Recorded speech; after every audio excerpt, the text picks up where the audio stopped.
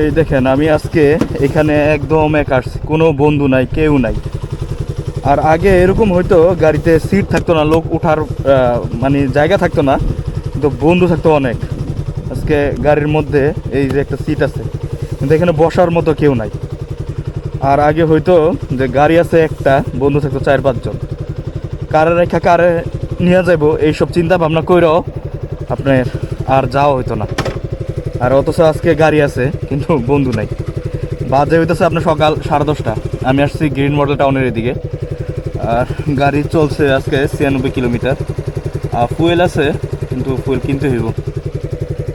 যাই হোক, দেখছেন একদম পুরো আমি একা, আর কেউ নেই।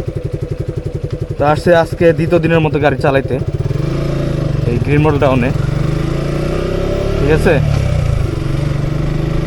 তো এটা একটা সময় থাকে, যে সময় আসলে বন্ধু থাকে, গাড়ি থাকে না।